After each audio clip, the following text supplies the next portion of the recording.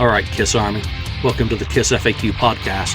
Thank you for giving us your time today and letting us into your head. I hope we don't do any damage. This is a Kiss-related podcast by the board, for the board. We hope that you enjoy.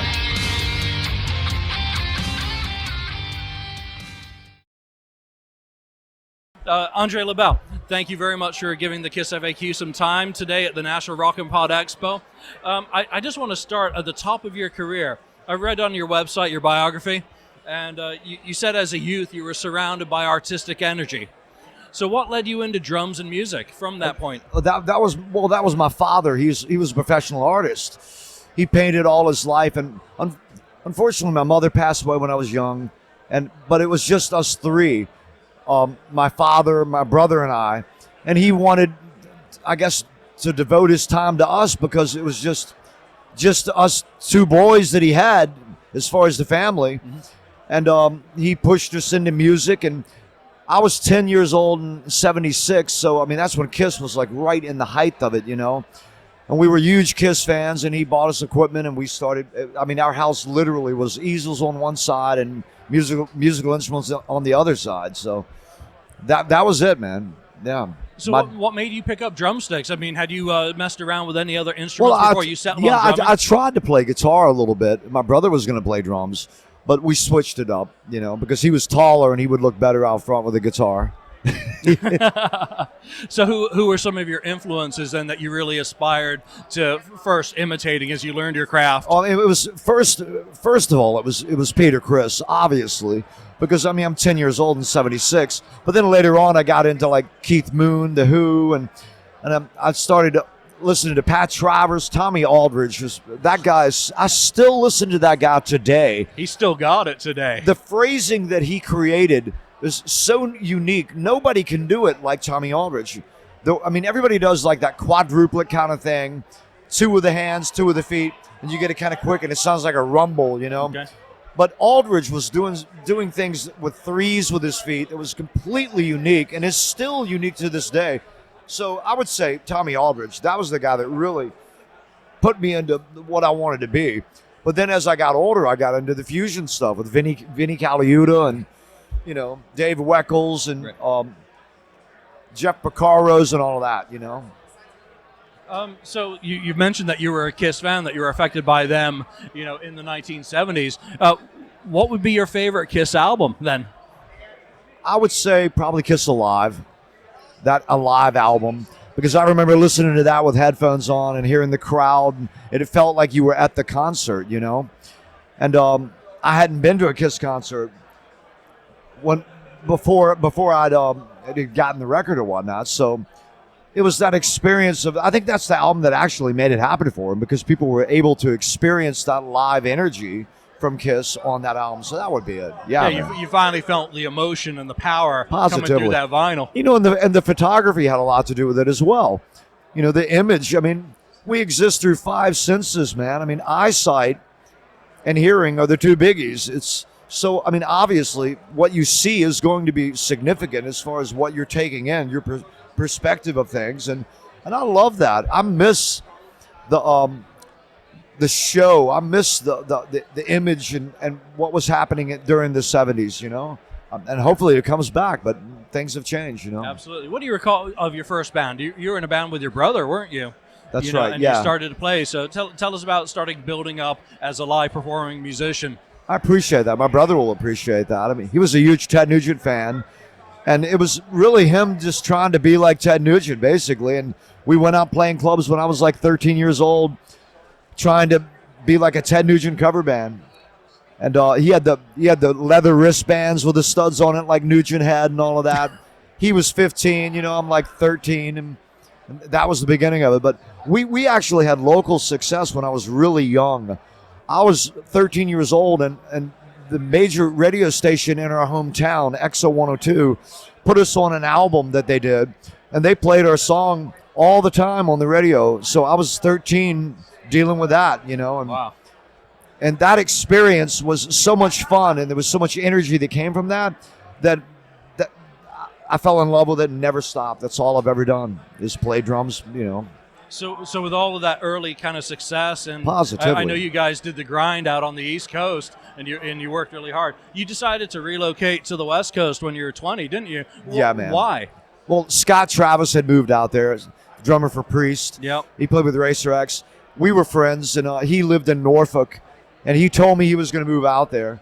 So I always looked up to the guys playing. I mean, when he was playing in the bars when I was younger, he was killing it just like he's doing today. That guy is a monster player. So he moved out there, and I'm thinking, well, maybe I should probably follow suit and move out there as well. That's kind of what made me move out there. Right, so you hear a lot of the horror stories of people who've kind of gone from the Midwest or the East Coast to the West Coast. I mean, Axl Rose and the guys at Guns N' Roses kind of sung it and shown it. How do you survive out on the West Coast without falling victim to a lot of the bad stuff? Yeah, man. I mean, well, money has everything to do with it as far as like to get you in a safe situation, a place to live where you're safe and secure. I didn't have any money. I was always poor, but a good friend of mine named David Clemens, an incredible guitar player. This guy, his mother managed an apartment complex in Santa Monica on 4th and Pico, and he was able to get my wife and I in that apartment complex. So I had a place where I would be safe and all of that, and a friend, that I could count on. Right. And that's if it wasn't for him, I would have never made it out there. So how do you start establishing yourself on the West Coast? Obviously, you left all the people you knew, all your connections, kind of, other than Scott. I approached anybody I could, man. I mean, if I was out there and somebody told me that this gentleman here at the bar is involved with radio and he's got contacts, I would walk up to you and introduce myself. That's what I was doing every day, nonstop, man. Just introducing myself to people. And there's so many famous people out there. Like you would see famous guitarists standing at the bar, and I would walk up and introduce myself. But a lot of times, it wasn't easy because I would do that, and they would kind of get pissed off, like leave me alone, that kind of attitude and all of that. But I realized that was going to happen. I used to make notes on how to approach people and what to say, like what didn't work in approaching people that I was hoping to make a contact with, and all of that. I mean, I'm like 21 years old, right? And that's what I was doing. I mean, it has everything to do with relationship with people, making a connection with people. That is literally what our existence is, Yeah.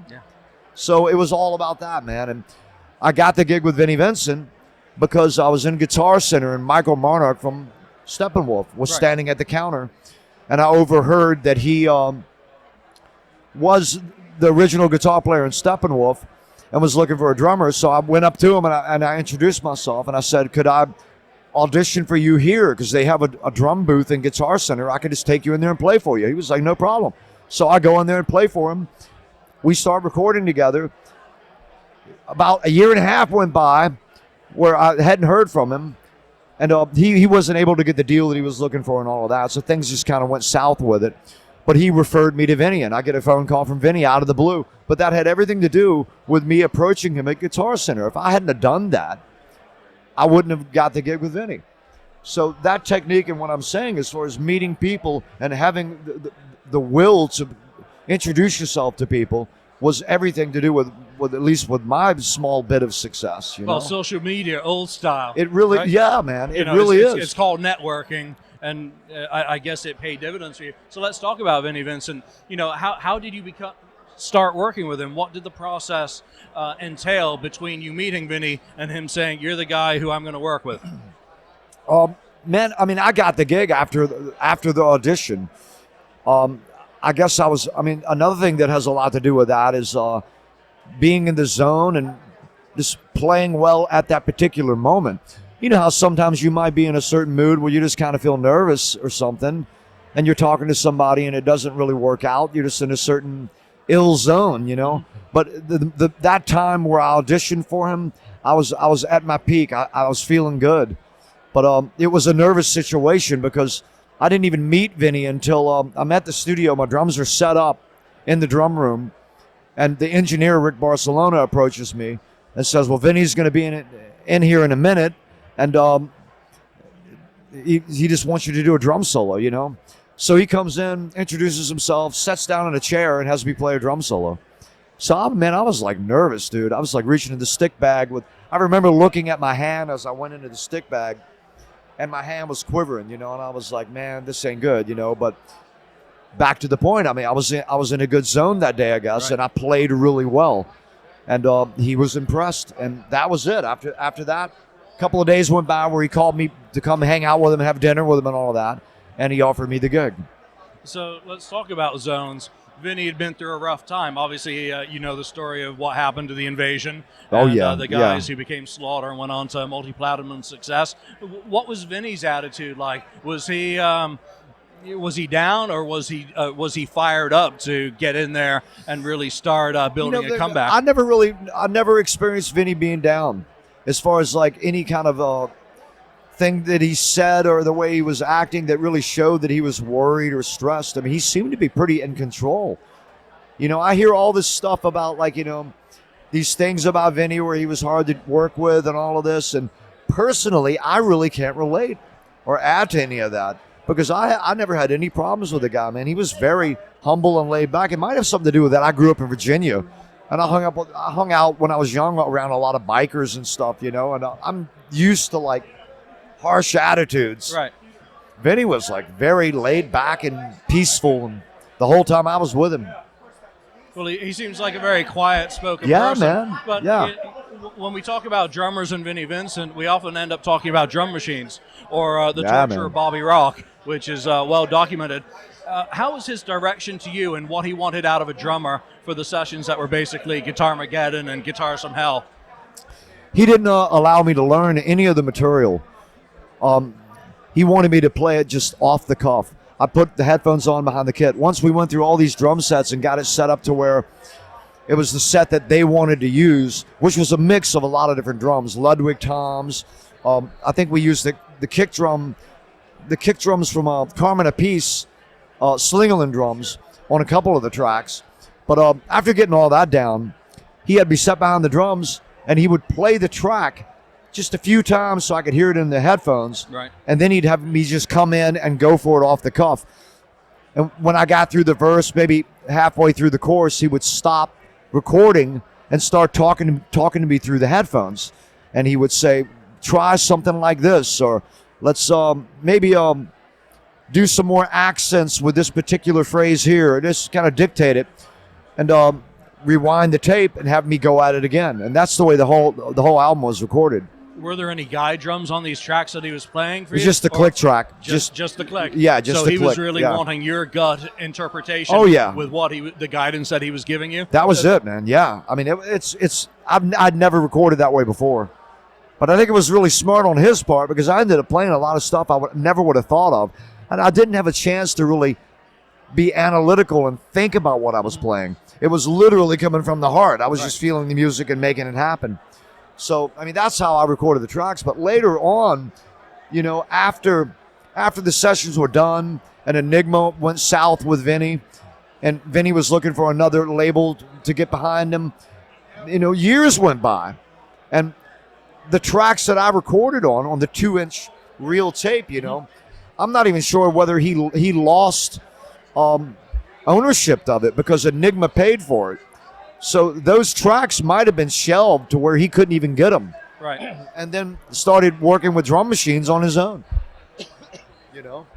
Essentially, 96, he did release an EP with some material. I don't know if you've heard it, but if you did hear it, was the guitar work the same as you recall playing along to? Some of the songs and some of the guitar riffs were the same, but it wasn't me playing drums on it. This is where I think the budget was different, and he was doing it maybe in a smaller recording sense, and he used the drum machine. I think I know better now to why he had drum machines on those recordings. I think that's what happened. I think he lost the ability to use the tracks that he had recorded with Enigma that I was on. So he changed gears and went into using a drum machine in order to get that album out that you're talking about. I think that's what happened. Right. So vocalist on this project is Robert Fleischman, who you worked with in The Sky. Yeah. What's it like working with a vocalist who, every time I see Robert, I'm always impressed by his demeanor. Yeah, if he's a anyone badass, screams, man. Badass, rock star, just he oozes class. He's a badass, man. I was intimidated when I first was recording with Vinnie and I met Robert, you know. And then once I got to know Robert, he's a sweetheart. The guy's got a huge heart, man.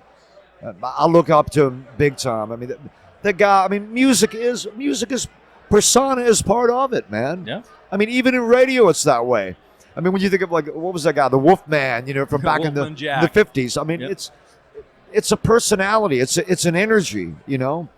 And Robert has mojo. The he's a badass. Simple as that. And a brilliant songwriter. I'm absolutely honored that I got the chance to record those records with him, you know. Well, the Sky stuff that you've done man, with that's him is absolutely incredible. I'm proud. That's some of my most proudest moments in recording, positively. But Robert he's a slick character as well. I mean, if you get your foot even near your mouth, he'll shove it in, you know. He doesn't play around. But, I mean, I'd laugh at it. I'd have conversations with Robert where he would start giving me hell and teasing me and shit. And the insults were so funny that I couldn't help but laugh. So it's not like he's an asshole. He's just that kind of guy. You know what I mean? Right. So what's the status of the Sky now? I mean, is there hope for more? I mean, you put out 2 albums. Robert's done a solo album since. Well, Robert's doing painting now. He's mainly doing art. But I just hit him up before I did this and chatted with him a little bit. I mean, I'm not sure what he's going to do as far as recording in the future, but I'd be surprised if he didn't record again. Right. I think if he doesn't, he's crazy. I can tell you that.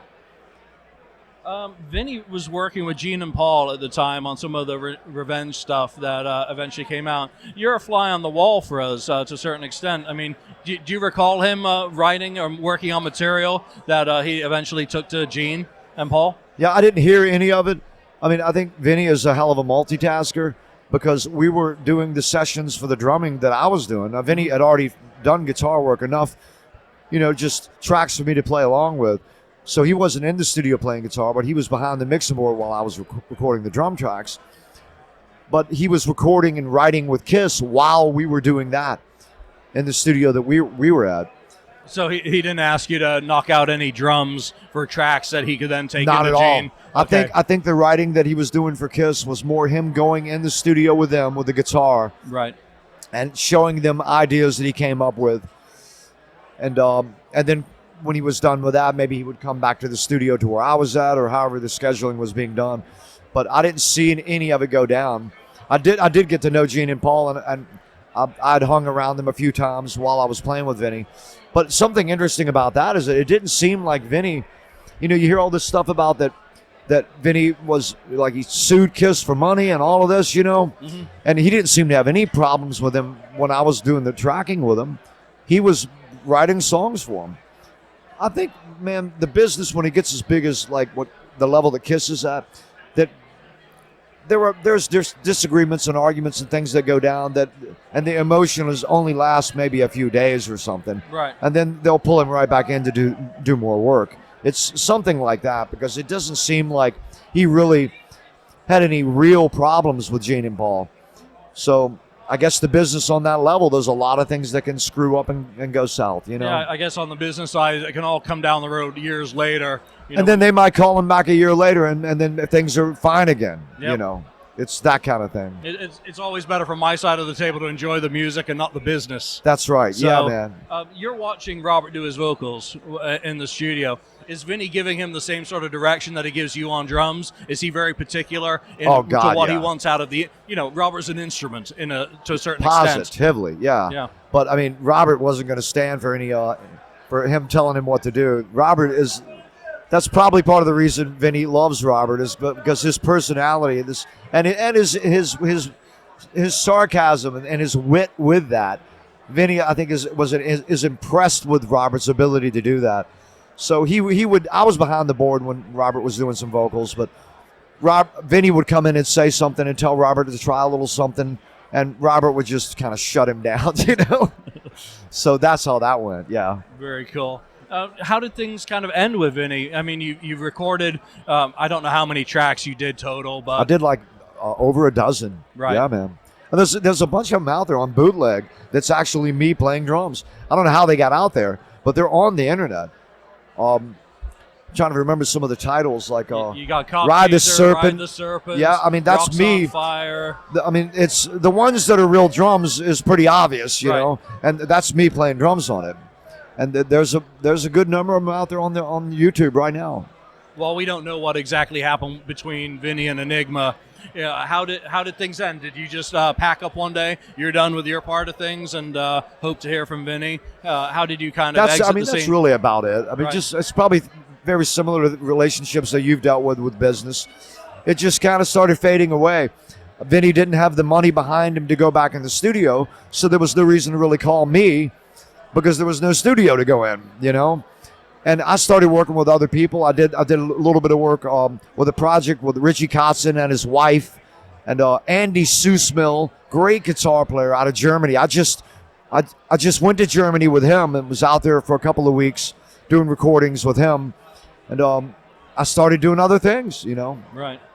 But I mean, it was very disheartening, man, because I mean, I was fortunate. I got my name on the Kiss family tree through it because the record never even came out. Right. You know, that was a godsend, man, because I'm a huge Kiss fan, and to have that happen was incredible. So that very event itself, that my name got on that family tree on Kiss Alive 3, was worth the whole thing for me, you know? Absolutely. Time's at a premium today, so we have to keep you on schedule. Yeah, but man. I'm going to ask you just one more question. What are your thoughts on Vinnie's reemergence? He's, basically come back into the limelight. I think it's incredible, in this man. past year. Do you have hopes that he will release Guitars from Hell or Guitarmageddon or whatever he wants to call it now? You know, and, would you prefer him to use your drum tracks? I mean, of What are your course, thoughts on of course, I'd love that, man. But my initial response and thought to him coming back out was relief, because nobody knew. Robert and I would have conversations about what was going on with him, and there was some conversations we had where we were wondering whether he was even alive. Yep. I mean, sincerely, nobody had heard from him. So, I mean, when he came out, I mean, I was just happy to see that he was okay. I mean, we're people, man. I mean, I want to play drums on great music, but it's more important for me to know the dude is okay. Yes. Because, I mean, me being able to play with him got my name on that Kiss family tree, and I owe the guy, you know, so I want to know that he's all right, regardless of whether he uses me in the future or not. And he damn sure seems like he's okay. So that's cool. That's good news, you know. So would you take a call from him and be receptive if Positively. the opportunity arose? Would it be Much one of love those to things him. that you'd Yeah, be willing man. to revisit with Robert, perhaps working with him?